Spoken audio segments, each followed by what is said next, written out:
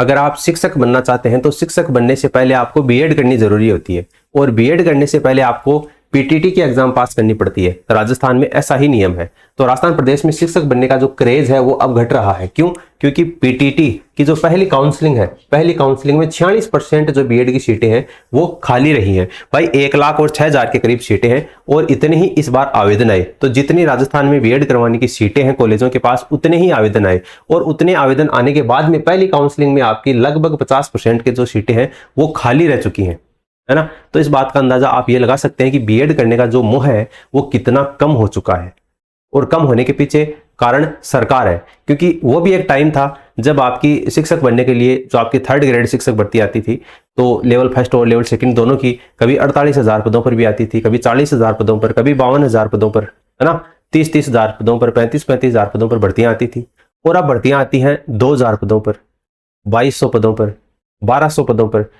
तो जो कैंडिडेट अब बीएड करने वाले थे उनको पता है कि बड़ी भर्ती अब नहीं आने वाली है, जो इतने ही भर्ती आएंगी, 1,000, 1,500, 2,000 की भर्तियां आती हैं। उनमें से भी कैंडिडेट को ये पता होता है कि आधी सीटें होती हैं वो भ्रष्टाचार के कारण भरी जाती हैं। क्योंकि आज के समय में कैंडिडेट ये मान चुका है कि अगर 100 पोस्ट निकलेंगी तो उनमें से 20 या 25 सीटें कम कर दो अपने आप। क्यों? क्योंकि जो आपके सत्ताधारी लोग हैं वो अपने चहेतों को उन 20-25 सीटों के ऊपर जॉब देंगे 100 में से।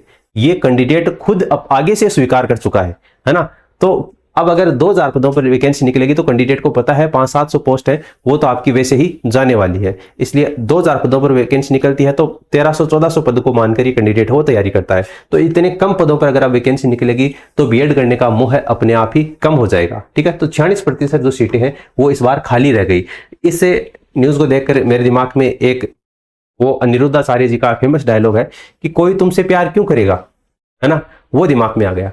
भाई कोई बीएड क्यों करेगा?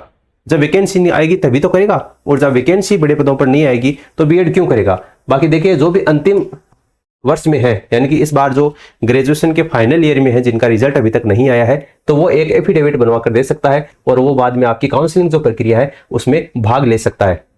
बाकी जो औपचारिकताएं हैं वो आपके समय पर पूरी हो जाएंगी। तो जिनका नंबर आया है वो बीएड कर सकते हैं। हालांकि ऐसा भी बिल्कुल नहीं है कि आप बीएड करेंगे नौकरी आपको बिल्कुल नहीं लगेगी, नौकरी भी तभी मिलेगी, फॉर्म भी तभी भर पाएंगे जब आप बीएड कर पाएंगे। ठीक है, जब तक आप बीएड नहीं करेंगे तब आपको फॉर्म भी अप्लाई नहीं कर पाएंगे टीचर भर्ती के लिए राजस्थान में। ठीक है, तो आपका इस न्यूज के ऊपर क्या मानना है? क्या आप चाहते हैं कि भर्तियां नहीं निकलती इसके कारण जो बीएड करने का मोह है वो कम हो गया, या फिर आप ये मानते हैं कि नहीं भर्तियां ही नहीं बल्कि बीएड करने में भी बहुत सारा खर्चा होता है, एक कैंडिडेट को 1 लाख रुपए से ऊपर का खर्चा हो जाता है। तो आज के इस महंगाई के दौर में हर कैंडिडेट 1-1 लाख रुपए बीएड करने के ऊपर खर्च करे, उससे अच्छा है कि वो कहीं और इन्वेस्ट करे। आपका जो भी ओपिनियन है वो आप नीचे कमेंट सेक्शन में कमेंट करके लिख सकते हैं।